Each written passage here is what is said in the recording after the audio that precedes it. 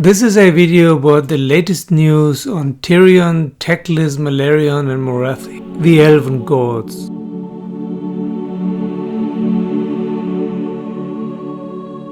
Hello, this is 60 Goblins and 1 Brush, and today I want to talk about the latest news we got from the Soulbound Battle Tome AOS Battle Tome Corebook on Tyrion, Teclis, Malerion and Morathi that has not been so far revealed in any other book. Let us start with Tyrion. Tyrion is so far pretty elusive, we know nothing about him, and I very much doubt that he will be in the Lumineth release. I'm 99% sure he will not be. And I'm even quite sure that Games Workshop themselves are not quite certain what they want to do with him. What we know now is that he's blind. He has looked into the light of Hyish and was blinded. But that doesn't bother him because he has all kinds of other senses. And he's bearing a sword of light, of pure light, that in turn blinds his enemies. Just like his brother Teclis, he is a god of truth and light, and of course of battle, but it's more about, both of them are more about wisdom and truth. But when he appears as a warrior, and Teclis appears as a magician, together with the moon sphinx Selenar. So Teclis, that's all about Tyrion. Teclis is a master magician of the highest order, of course. He joined Sigmar and helped him and built the enlightenment engines for him. First of all, he instructed all the scholars and magicians in Azir and founded the Collegiate Arcane, and then he built enlightenment engines for him so that all the realms will have more knowledge and wisdom and higher consciousness. But Sigmar kind of betrayed him because at this time he needed a way to stow away dangerous artifacts. So with the help of Grungni, we know that already, he perverted or rebuilt enlightenment engines into obfuscation engines for his storm vaults. Teclis was pretty pissed off and was anyway quite busy in catching Slaanesh and prying the souls out of him again. Since that time, both Tyrion and Teclis did not help Sigmar anymore and are very withdrawn and have fallen from grace from Sigmar's perspective, so to say. Teclis, together with Malerion, crafted the prison and the invisible magical chains that hold Slaanesh. Malerion and Tyrion actually have been arch enemies for as long as they have lived and existed, but in the case of imprisoning Slaanesh, they helped and worked together. Teclis is not the only master magician. There's also Malerion and Morathi, and Malerion is the master of illusion. He also built something for Sigmar, the Gladiatorium, where Sigmar can have his Stormcast internals practice without getting hurt. It looks like a real fight, but no one gets killed or hurt.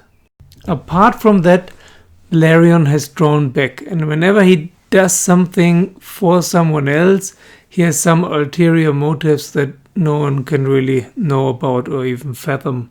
Like the Gladiatorium, for example, is not only a useful training ground for Sigmar and his Stormcast, but only a kind of spy station within Azir for Malerion. So he's also pretty reclusive and no one knows what he's actually doing. It's very mysterious. As I said in the Ulgu video already, he does not have a body. He created a body for himself, but it's not a definite body. He can change form all the time. Usually he's either doesn't have any form or is just shadow or darkness, or he has some kind of monstrous form like half dragon, or he looks like he always looked like in the world that was in his black smoking armor. He is not revered much. These are all Aelven Gods, right? Tyrion and Teclis are revered as gods in all the realms, not only in Hyish. And Malerion is also not just the god of Ulgu, but there are followers in all the realms, but very few. This is not at all the case for Morathi. Morathi has hijacked the cult of Cain, which is, after the cult of Sigmar, the second largest cult, apart from the Chaos Gods, of course. Let's say the second largest legal cult. And she has hijacked it and inserted herself as the High Oracle of Cain, but basically she lets herself being worshipped as a goddess. Her biggest fear is that Slaanesh will break his chains and come free, because Slaanesh is her arch nemesis. She has problems with other gods, especially with Malerion himself, but Malerion basically lets her more or less rule over Ulgu. He has his own mysterious plans, and Morathi too has her own not so mysterious plans, only that she has lots of backup plans. Her aim, her plan is to become a goddess. She wants to be as powerful as Tyrion, Teclis and Malerion, as she has always wanted to.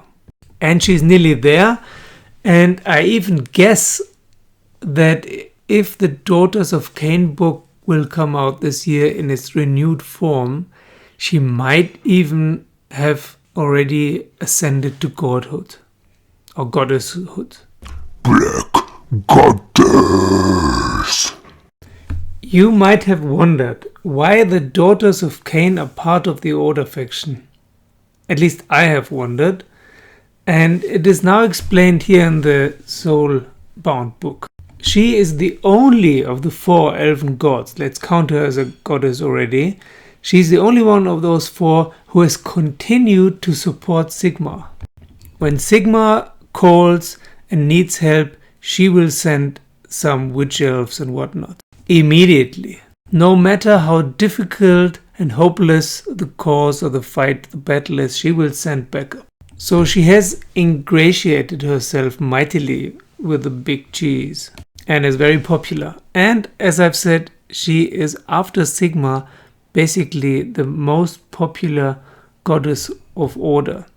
Not officially, because she's only the High Oracle of Cain, but she's almost. She has the heart of Cain already and many other parts, and she sends the witch elves around. This is probably also a reason why she permits her army to help everywhere, to gather more pieces of Cain. And her aim is not to put Cain back together, as she claims, but to become Cain herself, the god of slaughter. Actually, to me, that doesn't make so much sense, because that's Khorne's domain. It has been explained in other parts of lore that all gods of war are aspects of Khorne. But maybe that's not true for Cain. It has not been true in the world that was as well. So Morathi is intelligent enough to play a double or triple or whatever number of games, and she will probably get the maximum of control and manipulation out of it. Now, lastly, in this book, there are some funny principles for the followers of the 4 gods. Morathi's principles are as follows. Oppose the followers of chaos, particularly of Slaanesh, with every drop of strength. Punish any that would aid them, and assist any who would fight them. The blood you spill is for Cain. Spill none of your own blood in defense of the weak, except where doing so will frustrate the ambitions of chaos.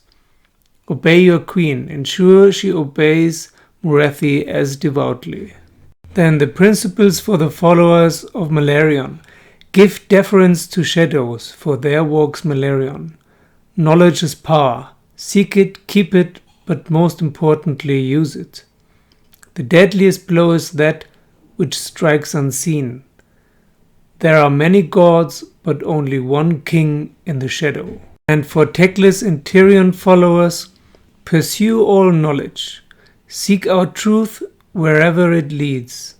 Never turn away from who comes in search of wisdom. Only through proper learning can the temptations of chaos be resisted. Last thing for today is, it has been announced that there will be a Lumineth Realm Lords novel soon.